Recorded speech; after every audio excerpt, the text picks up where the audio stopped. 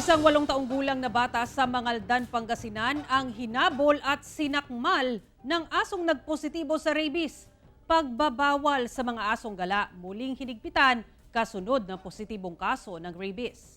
Narito ang report ni Russell Simorio ng GMA Regional TV 1 North Central, Luzon. Sugatan ng 8 taong gulang na bata na si Angel, hindi tunay na pangalan, matapos pagkakagati ng asong gala sa barangay Malabago, Mangaldan, Pangasinan. Kwento ni Angel, sinakmal ng aso ang kamay ng bata. Tinatawag ko po yung kuya ko, tsaka tatawagin ko po para po kumain. Tsaka nung nasabat ko po yung aso, bigla niya pong yung kamay ko. Ginuyod-guyod ko po yung kamay ko hanggat sa tumakbo yung aso. Yung aso tumalon, kinuha yung kamay niya. Ginaganyan yung bata talagang gigil yung aso.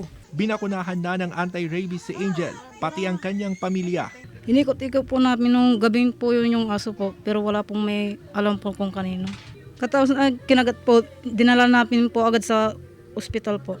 Ayon sa Municipal Agriculture Office, namatay ang asong kumagat sa biktima 2 araw matapos ang insidente. Isinailalim ito sa pagsusuri at lumabas na positibo sa rabies ang aso. Nagsagawa ng malawakang anti-rabies vaccination sa mahigit 300 na alagang aso at pusa sa barangay. Confirm po na yung aso ay positive sa rabies. Napaka-importante po na madala agad yung pasyente po na nakagat sa pinakamalapit na Animal Bite and Treatment Center kasi malaki po yung tsansa na mahawaan po sila ng rabies. Inaalam na ng barangay council kung sino ang may-ari ng asong nakakagat kay Angel. Mula sa GMA Regional TV 1 North Central Luzon, Russell Simorio nagbabalita para sa GMA Integrated News.